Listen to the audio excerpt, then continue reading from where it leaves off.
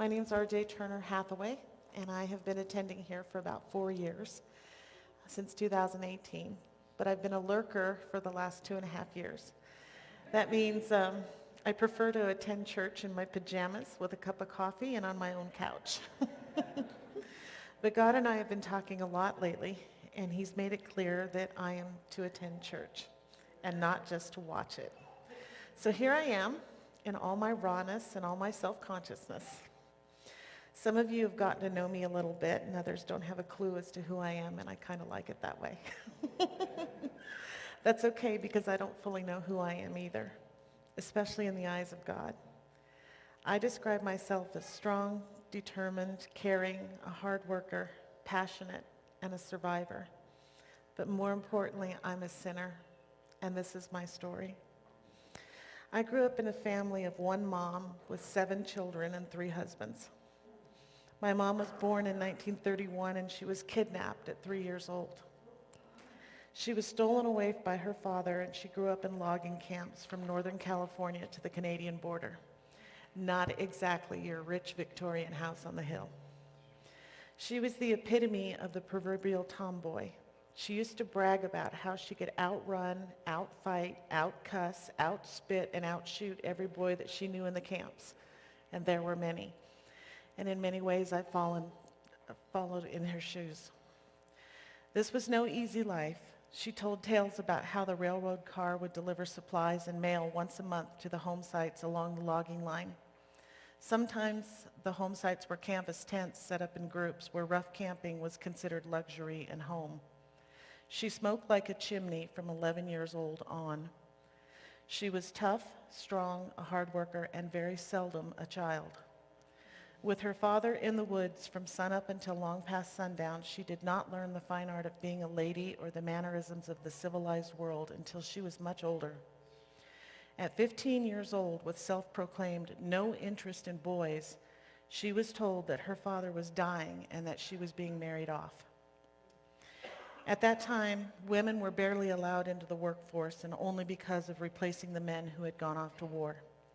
They couldn't pick up their own paychecks, they couldn't buy a car or a house or do anything without a husband or a father to represent them. So her father did the most pragmatic thing that he could think of, which was marrying her off, with the promise that at least she'd be taken care of, to a much older man who had recently returned from World War II. She didn't know anything about being a girl, let alone a wife. She had her first child at 16 years old, with 4 consecutive stair-step babies following. She didn't know how to be a mom either. My mom was not a nurturer. She was a scream and slap mom. She used to tell of how she would wake up at night with her husband strangling her. She was a survivor. It was war sickness, they called it. It's unclear how that relationship ended, but Mom went on to marry my dad, and I was their first child with a little brother born 11 months later. It seemed happy enough, according to my memory. I remember my dad playing with us and being fiercely protective of the family. I remember that I was 6 years old when I was outside playing with my brothers one night, and it was almost dark. We were never allowed outside at this time, so it seemed extra special. We were getting away with something. We snuck over to the big living room window to see if Mom was looking for us, because we knew she'd be after us quick. Instead, I stared in terror as I watched the screaming, the yelling, and the violence. I saw her throw a lamp at my dad's head and scream for him to get out. I didn't understand. I was really scared. The volume, the intensity, and the strength with which she screamed at him told me that my life was never going to be the same. I just knew. Later, I was put in the back seat of a car with a sleeping bag, and we drove away, just me and my mom. I didn't know where my brothers were. I didn't know why they weren't there. They just weren't. In fact, I didn't know anything, except that I was terrified. We drove for hours. It was pitch black at night when I remember seeing a Dunkin' Donuts sign go overhead. That's all I remembered was the headlights, the stars, and the sign. I didn't know where I was going, or what was going to happen, but those are the branded hot memories of a 6-year-old. I still have that lamp. It's still broken.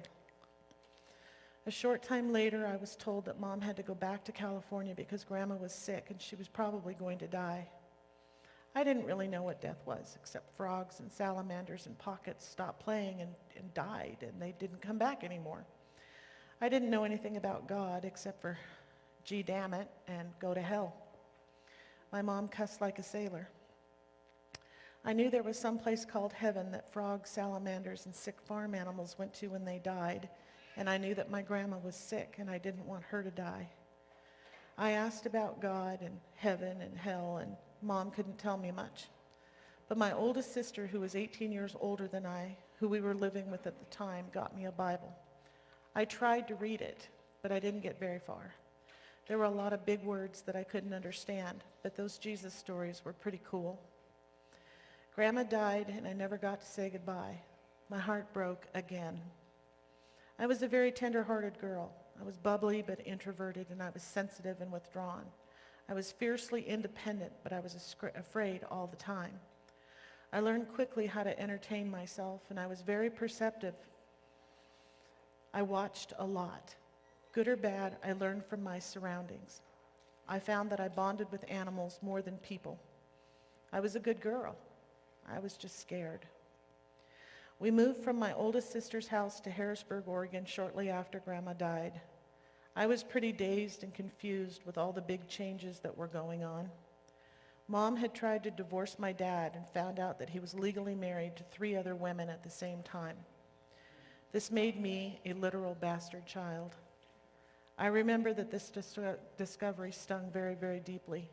I did not even have a dad that I could call my own. One Sunday morning, I got up, I got dressed, and I told my mom that I had decided I was going to go to the church in the back of our house. The church was across a 5-acre field. I could see it clearly. I didn't understand why I couldn't go by myself, so I did it anyway. I had turned 7, I was very independent, and I walked myself around the field and went to the church alone. It was an Assembly of God church. The church pastor noticed that I was new and alone without parents and slightly lost when he showed me to the youth church area. I came back every week for months. I really wanted to know who this Jesus fellow was and find out what God was all about. In fact, they even started sending the bus to pick me up.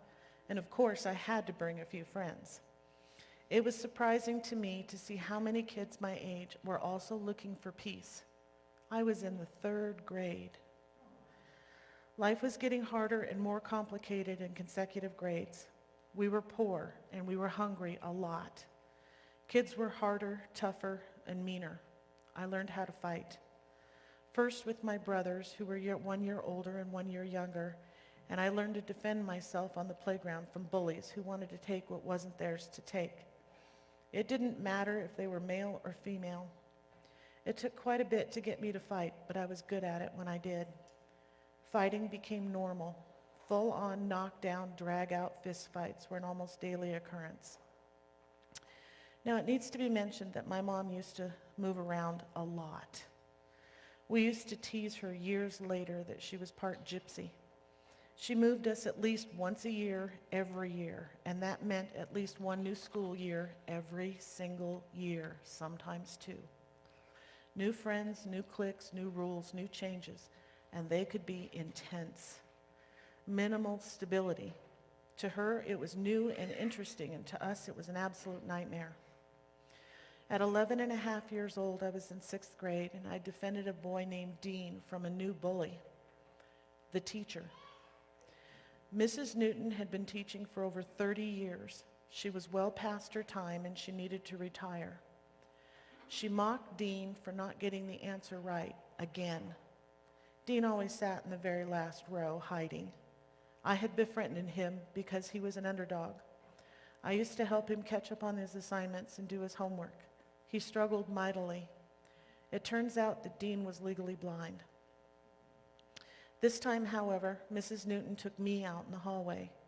She was angry that I had defended Dean in front of the other students and had disrespected her. She was going to set me straight. So she reached out and she grabbed me by the wrist and she buried her fingernails in my tender flesh at the underside of my wrist. She drew blood and she left scars. For the first time in my life, I actually had fingernails. I hadn't chewed them to the quick. So in response, I grabbed her back, the same way that she had grabbed me. and I tore her rice paper skin. There was blood everywhere. I did to her what she did to me, but I was the one who was supposed to be in the wrong.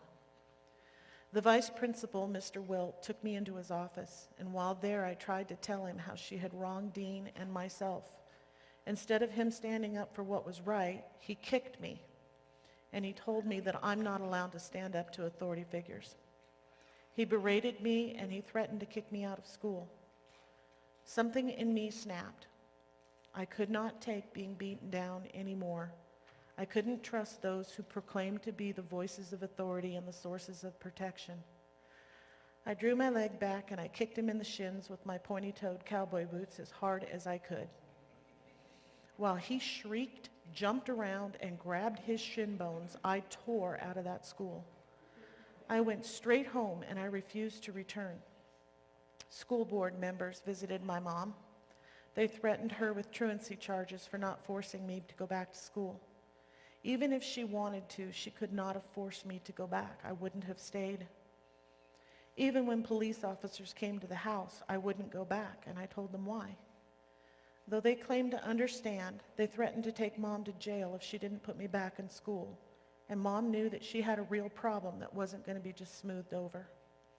In fact, it got so bad at the school that the school board held a meeting in the gymnasium to address the concerns of the parents in an open forum, open mic event. And Mom told me that we were going. I didn't want to be there. I wasn't even sure what the purpose was, but I did as I was told. After listening to many students and parents wishy-wash what was actually going on in the school, Mom encouraged me to take the mic and to tell my story. I was so mad that the truth, the real truth, wasn't being told that I very angrily took the floor in the spotlight, which wasn't my scene. And I began to tell them what was really going on in that school.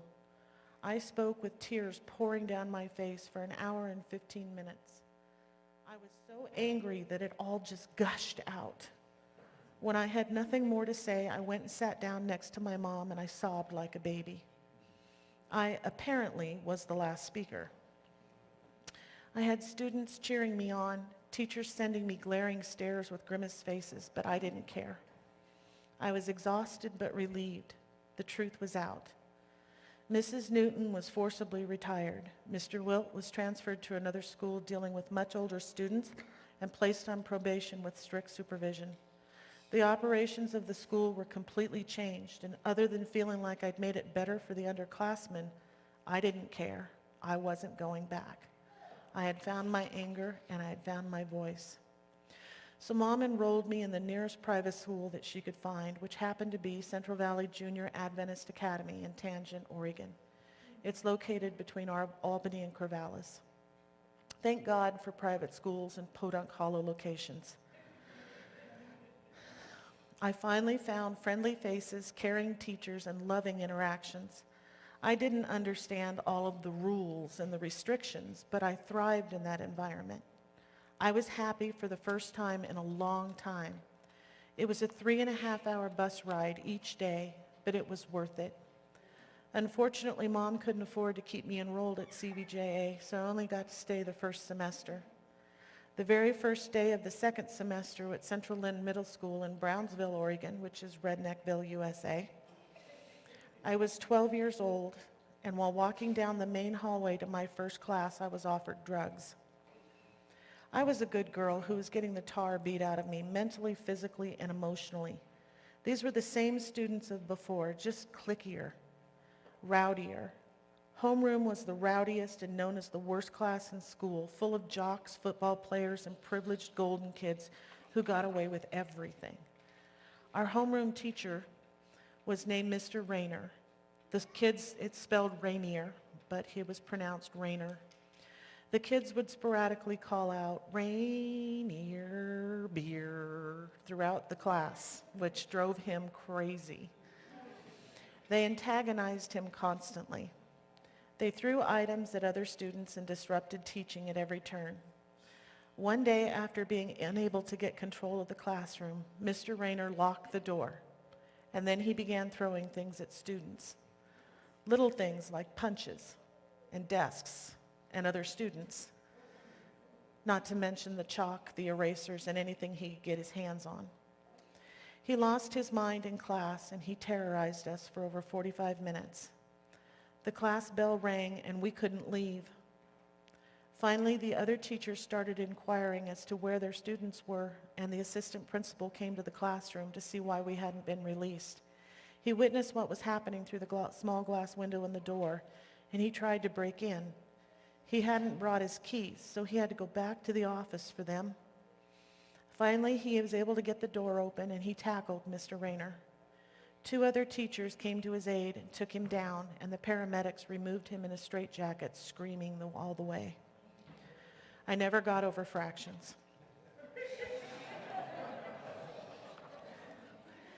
During this time, my oldest brother Patrick came home from prison. He was 21 and was a satanic priest. He performed animal slaughter and sacrifices in the garage. He bought and sold and used drugs with his friends, including getting my 2 brothers, one older, one younger, into it as well. He got them hooked on cigarettes and drugs. He performed seances. He used the Ouija board a lot. Sean O'Brien, who was 1 year older than me, started sniffing glue out of socks and became an enraged, barbaric animal who thrilled over fistfights, and I was usually his target. Patrick loved to torment and torture me because I was interested in being Christian. On one occasion, he came after me with a personal attack, and defending myself, I knocked him out cold with an uppercut from the floor. He was 21, I was 12. I thought that he was going to kill me. I hid from him, and one day he caught me in the laundry room. I thought it was over, that I was doomed. And all he had to say was, "Darn, what a right." I told him that he didn't belong there, that he was pure evil and that he needed to leave. He was destroying the boys and this family and that he should go. I was not coping well with all that was going on in this household. And then one day, somehow, he was just gone. I think he ended up back in prison because I didn't see him again for many years. Fast forward to my freshman year in public school at Sweet Home High School. Now, those of you that know anything about Sweet Home know that the history is that of ex-cons and parolees settling in the area around Foster Lake where they could run from the law and not be reapprehended. Sweet Home was populated through incest, and it was still very common when I attended there. I majored in boys and I minored in attendance. I was looking for acceptance, and the love that the boys offered was flattering, and the attention was exactly what I needed. I knew that in order to protect myself from hazing and from the generalized male populace that I needed to date a senior. So I did. I started the school year at 13 and a half years old. I turned 14 in October, and I was dating an 18-year-old who turned 19. I cut class often, and I partied a lot. I stayed away from the hard stuff because I'd already seen too much of what that brought through my brothers and the sisters and didn't want anything to be like them. I was still a good girl, but I was slipping fast. One day, unannounced, my friend from CVJA, Dan Russell, showed up at the high school at lunch. Dan was 2 years older than me and one class ahead of me. And I happened to be there that day. He came to visit me to see how I was doing. He commented on my use of heavy makeup, my jewelry, my choice of clothing, and my failing school. I immediately felt guilty, though I couldn't exactly explain why. These were my coping mechanisms. Following his visit, I went so far as to wear a dress and to walk to church one Sabbath, only to be deterred by all of the catcalls, the wolf whistles, and the intimidation by the stopped trucks and disgusting comments from the local males.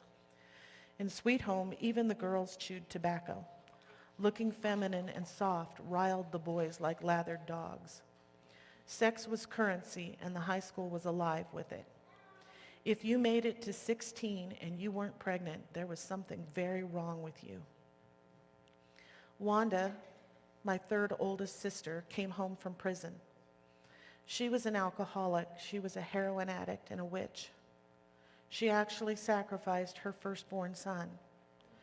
She openly practiced witchcraft, seances, Ouija boards, and ESP. She literally could read minds without anyone saying a word. She knew what you were thinking and would often confront you about it. The demonic presence in that house was incredible, and the effect that she and Pat had on those of us around her was scary, like really scary. Roxy, the second oldest girl, was a murder suspect because she dreamed of the identity of murderers and the locations of their victims. She was a practicing medium who reported what she knew to the police and helped solve 4 murders across the U.S. Her house had a resident ghost who liked to turn the shower on and off when Roxy was the only one home. The TV would come off and on even though it was unplugged. Lights went off and on, and the furniture got moved frequently. This is real. I used to dream and predict the future. It was like deja vu. I could let it play out, and it was exactly as I had dreamed it, or I could change it and change the ending. I could also meet someone for the very first time and know that they were going to die, how and who they were going to leave behind. Sean and I used to be able to communicate without saying a word out loud. Home was intensely evil. Keep in mind the screaming, slapping, and fist fighting were still very, very prevalent. One day I was cutting class and was at my boyfriend's house when we were partying when my mom called and said that the stuff had hit the fan and that I'd better get home, that she was going to kill me. Well, I believed her. So I ran away. I had decided that I was so sick of all that was going on in that house that I didn't want to be part of it anymore. So I hitched a ride into Albany, 30 miles away, and decided that I was going to be a hooker to support myself. I was 14. I promised myself that I wouldn't get into drugs and that I would only do it long enough until I could find something else that would take care of me. I asked the lady at the house where I was hanging out if she had a Bible and if I could borrow it. She got it quickly, and I tried hard to find something that would alleviate my fears and speak to my heart. I knew that this was serious, and I was scared. I didn't find that magic passage, but God heard my prayer anyway. Somehow or another, my mother showed up. She screamed at me to get into the car, and I just said, no, I'm not going back. I told her that if she ever hit me again or screamed at me again, that I'd be gone, and the next time she would never find me. I did end up going home with my mom after some serious negotiations. She didn't hit me again, but the screaming never stopped. She finally had started acting like I was a person with feelings and began treating me with some degree of respect. Unbeknownst to me, my friend Dan Russell had been quietly working a miracle behind the scenes. Dan had spoken to the Lebanon Church on my behalf and had attained sponsorship for Laurelwood Academy. When he approached me and asked if I wanted to go, I immediately said yes, but I also said that there was no possible way since Mom wasn't going to let me out of her sight. He asked me if he could talk to her. I said sure, but he needed to be aware that she ate Christians for breakfast and that he was on his own. I told him that I would have one foot out the door when he asked because I knew that she was going to blow her top. He said that he was willing to take that risk, and I just stared at him in disbelief. I was dumbfounded. When he asked her, I was listening from around the corner, ready to run. But her response was very pensive, and she actually admitted that she'd been thinking about it. I was ready to fall over. But they talked like adults, and he assured her that the finances were taken care of. She said yes, that I could go. I couldn't believe it. I didn't know where Laurelwood was, what it was about, what happened there, but I was thrilled to be going. I studied a little bit with the local pastor, and I got baptized because I thought it would increase my chances of getting in. I didn't understand all of the subject matter that we came across, but it came from the Bible, so it must have been okay. The happiest day of my life was up to this point, was watching my parents drive away and leave me standing on the sidewalk at the admin building at Laurelwood Academy. I turned around, looked up the hill, took in the vast campus, and wondered what had I done. Mom Pride was the dean of girls, and she was very loving, too loving. She used to tell me all the time that she loved me, and she was a hugger. I couldn't stomach it. It was too much for me, and I thought she was about as fake as they came. I avoided her like the plague, and I watched from afar. She would tell me that she would love me, and I would tell her to go to, well, you know. I would yell at her to just scream at me or hit me or something, but leave me alone. I didn't really believe her. She would just sing to me and try to reassure me that she loved me like it was no big deal, and I would run away. She later said that I was the toughest girl that she had ever had in the 30 years of deaning that she did, and that she had spent hours on her knees in prayer over me. I really struggled with all of the rules. No makeup, no jewelry, no fashionable clothing, no sports competitions, separate boy-girl seating, minimal free time and freedom, all of the church meetings all week long, and no meat. But I managed to get along. It was trying, but I adjusted. I learned to live on salads, peanut butter, and mashed potatoes and gravy. I would have done anything to not have to go home. I had gone home twice that year, and after that I stayed at the school, at friends' houses, or I rented an apartment during the long holiday breaks so that I wouldn't have to go home. I worked 3 jobs, and I slept a couple hours a week and all day Saturdays, even through church. Good friends would nudge me awake when it was over. I discovered that I had bleeding ulcers, and I spent a lot of time in sheer misery and vomiting blood. I drank Maalox like water. My roommate was my best friend from CVJA. She was a junior. She was dating a village guy. A village underclassman was jealous of Jean and broke into our room and started destroying our stuff. I didn't have much stuff, and that which I had meant a lot to me. Jean got me out of the cafeteria to help stop Moose. Moose was probably 180 pounds or more. She stood almost 6 feet tall, and she was generally a giant. I was 5'7", weighed 101 pounds soaking wet, and was rather small, but I was muscular with a special skill set. I gave Moose the first shot, and then I spent about 45 minutes beating her face with all of the pent-up rage that I had held in over the years. She didn't come back to school for 3 days, and only after the school threatened to expel her.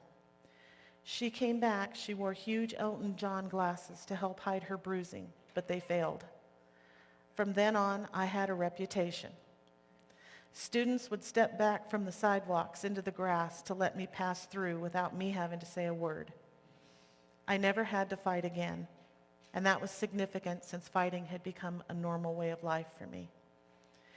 My junior year was highlighted by the fact that for the first time in my life, I actually heard my mother tell me that she loved me.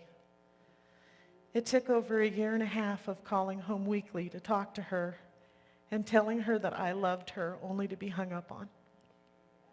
Finally, one day, she haltingly, chokingly blurted out, "I love you too," and slammed the phone down in my ear.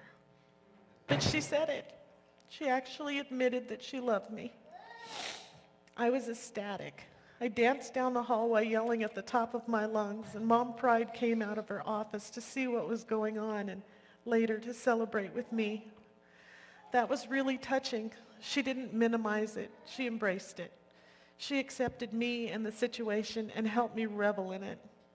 And that meant so much to me. Later that year, I tried to commit suicide. I didn't say a word to anyone. I didn't leave a note. I was tired, bone tired, and I just didn't want to keep going. I had no hope on the horizon, or so it seemed. It really was that simple. I thought going to sleep seemed like a permanent solution to all of the struggle. So I got hold of the master key, and I started on the 3rd floor in the dorm. I took every pill that I could get my hands on except the Tylenol because I thought it was pointless, when in reality, it's what would have killed me. I made it halfway down the 2nd floor when I was asked if I had the master key, and I gave it up. I was pretty much waterlogged and sick of swallowing pills anyway, and I really didn't want anyone to know what I had done. so I didn't draw attention to myself. For some bizarre reason, Dan Russell asked me to visit with him at the assistant dean's apartment that night, which I did until the stomach burn became so intense that I needed to just go lay down. I didn't tell him what I had done. I just said goodbye. He picked up on that immediately and demanded to know what I had done. I didn't tell him, but he told Mom Pride that something was up, because many years prior, I told Dan that I never said goodbye because it was permanent. I always said, see you later, ciao, or just bye. But he really heard me, even though I didn't want him to. Well, I spent the night vomiting, sweating, and being delusional, and I was generally really sick, like at death's door. Mom Pride held me in her arms, sang over me, prayed over me, and wiped away the vomit the entire night. I remember small snippets of consciousness, feeling like the Lord and the devil were fighting over me. When I awoke the next morning, I was exhausted. I'd been turned inside out, and I slept the entire balance of the day. The next day, I got up and I went to school as if nothing had happened. When students had asked about the rumors that I had attempted suicide, I just asked them if they really thought that I would do that. I didn't lie, but I did turn it back on them, and they actually believed me. Mom Pride fought to keep me in school. That night and her love changed me. I now believed her, and I stuck up for her to the other students who were giving her a bad time. The dorm finally settled down after that as I became her heavy. No one wanted to go up against me. Mom told me that years later. Mom Pride left Laurelwood the end of my junior year, and I was absolutely devastated. The one person that I felt like I could believe loved me and I loved her was gone. The new dean was Miss Socher and her female friend, Grandma. I knew something was wrong the minute that I met her, and I did not like her. I thought that she was gay, but the faculty all denied it. Miss Socher and I absolutely did not get along. She would page me to her office every day after school, and she would spend 2 to 3 hours yelling at me, blaming me for what other girls were doing, and labeled me the leader of the rebels. I didn't mind the title, but I really wasn't the leader. She demanded that I put the other girls in line and stop challenging her. I wasn't the leader. The other girls had figured her out all by themselves. She ruled with an iron fist, and the only people that she was nice to were those who went along with her. One day I walked into her house, and she was actively engaged in female-to-female, sexually explicit group activities involving the girls' dorm students. She demanded to know how I got in, and I explained to her that the door wasn't locked and that Mom Pride always let us come in to find her. She was furious. I was dorm-bound from that point forward. I wasn't allowed to go into town for supplies or even to work at the nursing home on the hill without her calling the nurse on duty to verify my actual work status, even when I answered the phone. Miss Socher haunted me. She hunted me. I worked as much as I could to avoid her and her tyrannical outbursts. I even met with the school principal to tell him what she was doing in the dorm, the abuse towards me, and how the dorm was her harem. Grandma disappeared after Miss Socher started a relationship with one of the girls in the dorm. Elder Hansen stuck his neck out for me, and he shielded me from Miss Socher, allowing me to go into town to get needed supplies and to stop the daily interrogations. My graduation present to myself was to knock on her door after graduation to deck her. I married my high school sweetheart after graduation because I thought that I could live with him and it would keep me from having to be at home. The marriage lasted 3 years, 3 months, and 3 days. He forced me into an abortion that almost killed me, and I gave him back to his mother. He told me that if I didn't have the abortion, that he was going to divorce me anyway, and I thought that if I did, that it might save our marriage. Afterwards, when my blood pressure got high enough to be able to leave the facility, he wanted to go to Red Lobster to celebrate. I hated him, and I hated myself. During this time in my life, I was part of the Civil Air Patrol. a civilian paramilitary affiliate of the United States Air Force that specialized in aerial and ground search and rescue. They utilized civilian aviation and resources. In other words, I participated in rescue and security of aviation crashes, body recovery and identification of victims and searches for lost individual or crash scenes. It was hairy, intense, adrenaline-charged, and immensely fulfilling. Not your everyday romp through the tulips for a young adult female. Our squadron was very successful at what we did, and we did it very seriously. I was in charge of recruiting, fundraising, and public relations at the state level. I was 22 years old, and I didn't know the meaning of the word no. When John and I divorced, I moved to California, where I resumed my work with CAP and worked with the State Investigative Attorney General's office. I have many stories to tell here, but time's constraints prevent it. In 1984, I was involved in a train derailment that severely injured several people. I was the primary first responder with first aid training on the entire train of 8 passenger cars plus cargo. Apparently, there was a train employee convention in Dallas, Texas on that day, and the only employees on the train were new hires that didn't even know where the first aid kit was, let alone how to use it. The significant thing here is that before the train crash, a voice told me to put away my knitting needles as the train was going to crash. It was unnerving, but it was calm and it was forceful. I believe that it was divine intervention. It's the only logical explanation. Immediately after putting the needles away, I sat back in my chair and then I slammed into the seat in front of me. The train had crashed. Again, this is a story unto itself that's going to have to wait for another day. I married another man for much the same reason as the first, except for that he was an alcoholic and he was physically abusive. We too were married 3 years when I climbed out the second-story bathroom window and ran half naked through town to the fire station to get away from him. I later divorced him. I was a full-time firefighter, medic, and 911 dispatcher for San Bernardino County Fire Department, and I'd been picked up by Los Angeles City Fire when I found out that I was pregnant with my first child. Tom Turner was an engineer with Victorville City, and we had met in a college classroom for fire technology coursework. We hit it off immediately, and I was head over heels in love with him within 30 days. He wined me, dined me, bought me flowers, and otherwise was the perfect gentleman. I was smitten. I'd finally found the love that I had so desperately looked for my whole life. He begged me to move in with him. I did, and within a week it went from I love you to you fat pig. I had given up everything for him and the baby, and now I was living with an incredibly abusive narcissist. I didn't even know what narcissist meant at this time. I actually found out many years later during the divorce process when my attorney used the word to describe the abuse, the head games, and the torture that I endured for 11 years off and on.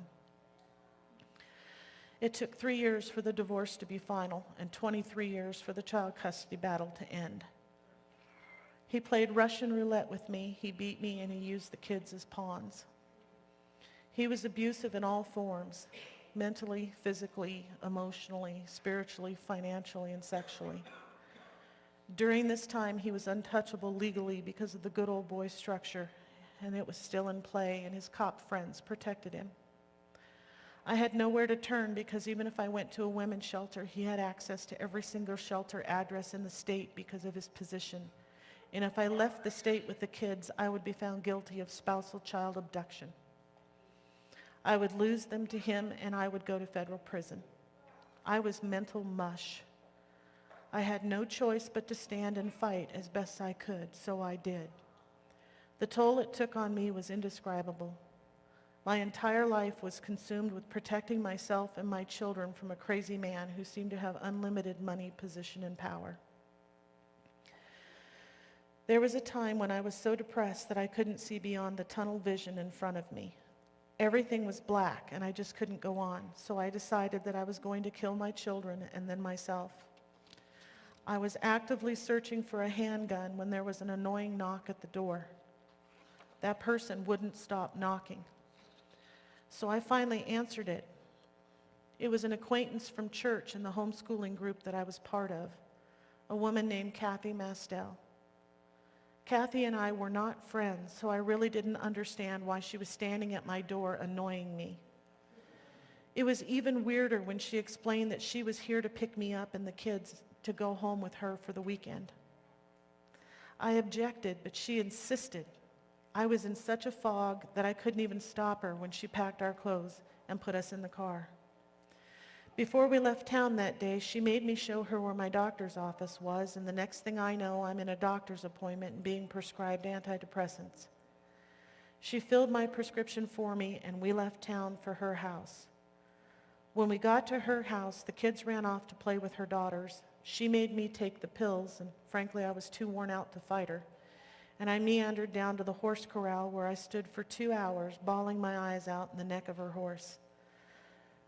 The significant thing to me was that horse didn't move as long as I stood there and cried. I don't remember much after that, but I do remember that even though they said it would take 2 weeks for the pills to work, that I felt better the very next day. I stayed on those antidepressants, and Kathy took us home and walked with me through the rest of the divorce process. It was weeks later that Kathy told me that God had told her 3 different times to go to my house and pick us up for the weekend. She admitted that she argued, stating that she had too much to do and that she didn't really know us and that her house wasn't ready for company and so on. But she said that God had made it perfectly clear to her what she should do, so she was obedient and she followed his direction. I then revealed how I was searching through the house for a handgun to kill us all with when she had knocked on the door. God's intervention became clear. It also became clear how God was protecting us in the court system with almost every action that Tom tried to take.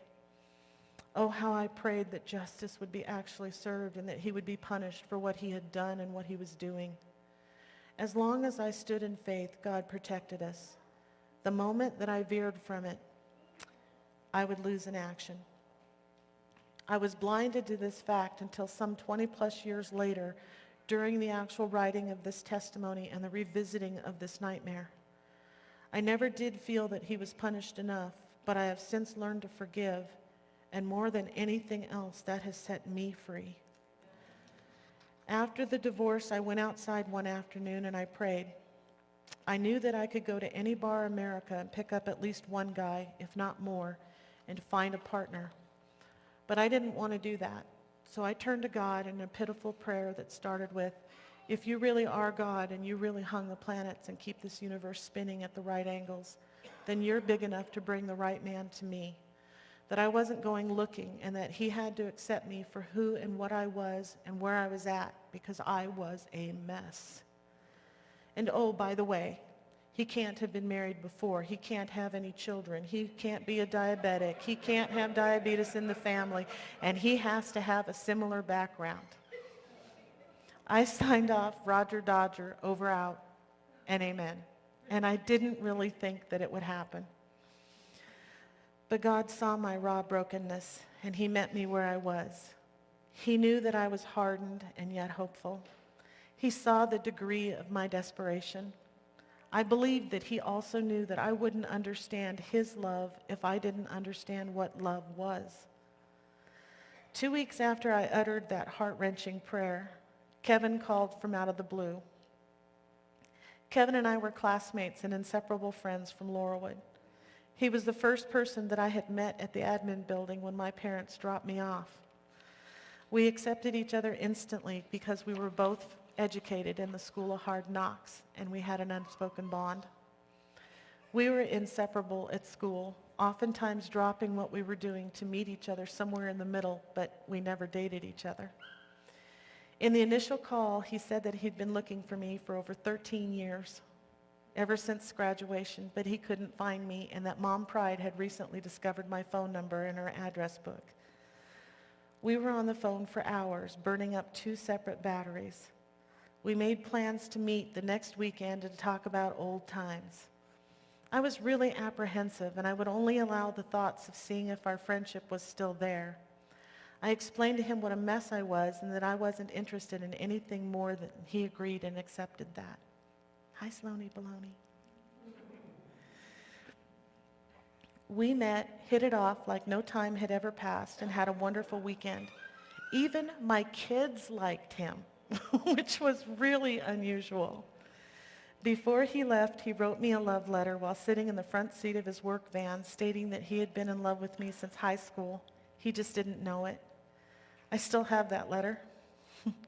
I told him that every person who had ever told me that they loved me had lied to me. I told him to never tell me that he loved me. Tell me you like me. Tell me you care. Don't ever tell me you love me. I don't know what it means. I wasn't very receptive to a love relationship, and I didn't do long-distance relationships, and that's all he had to offer. My guard was still up, and the walls were very high. He called regularly, and I missed his friendship terribly. I decided to go on vacation with the kids to get him out of my head, but I ended up in his RV park in Idaho. I didn't travel much, so that was a big deal. We kept growing closer, even though it was a weekend-only relationship. He flew in one weekend to see me, and I was on my way to the airport to fly out to see my mom. She was in the hospital, and she wasn't expected to survive. Kevin loaded my bags into his rental car, drove back to the airport, and flew to Oregon with me to be with my mom. He stayed the week with me, and I said goodbye to my mother. He later told me that he had called his boss, took the week off, and explained that it was probably the only time that he would meet his future mother-in-law. 2 weeks later, the scenario was repeated with my dad. Unbeknownst to anyone, Daddy had esophageal cancer with a tumor that was only allowing him to breathe through the diameter of the size of a pen barrel. He wasn't expected to live through the hour. Chemotherapy was able to shrink the tumor enough for Daddy to live another 2 years, which was wonderful. And on the way home, at 33,000 feet, I asked Kevin to marry me.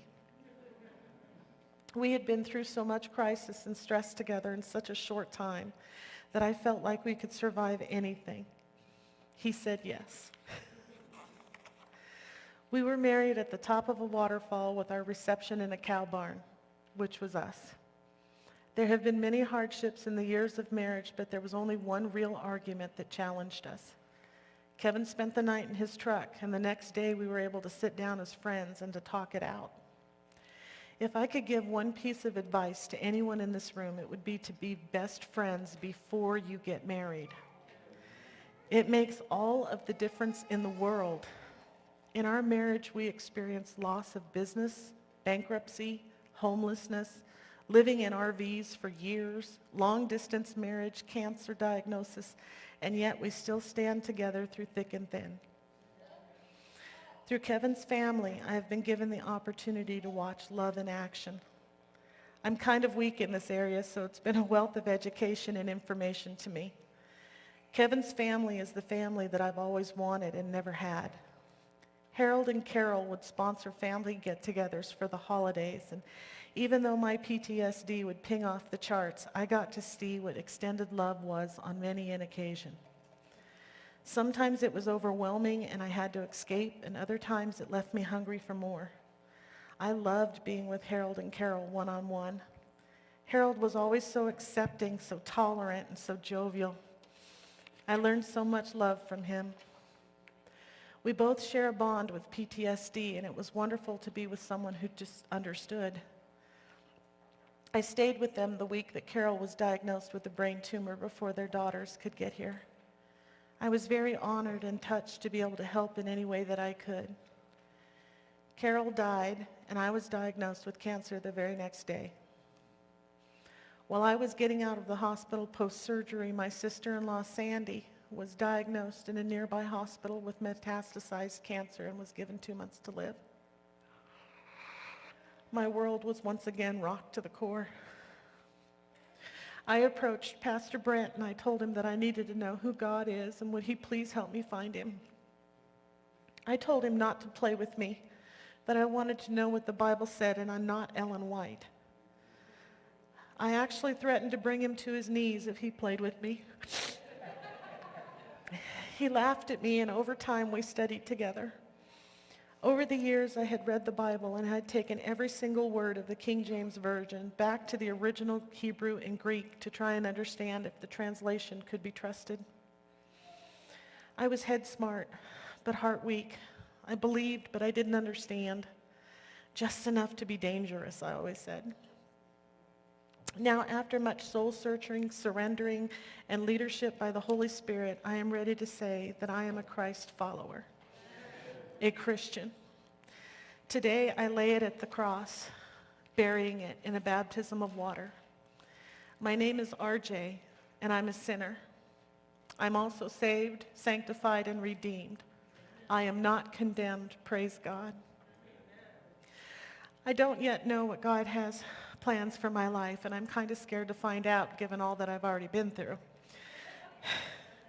But I know that He's in control and that it's my job to follow directions.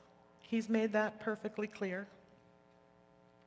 I found some quotes that I think are very, very significant because I constantly wonder, how would my life have been different if I would have known what love was? If someone had just loved me, how would it have changed? And I quote, "They that are whole have no need of the physician, but they that are sick." Love underlies true obedience to law. It is the supreme guiding principle of the converted. Without love, there is no Christianity. Together with faith in Christ's pardon for sin, love is the best treatment for the ills of the spirit, the best solution for emotional problems, and withal a powerful medicine for healing many psychosomatic infirmities. The only way to have love is to appropriate it from the blessed source of Christ Jesus. When Christ makes his triumphal entry into the heart and takes possession of the life, to quote Paul, "I live, yet not I, but Christ liveth in me," love becomes the supreme motivation.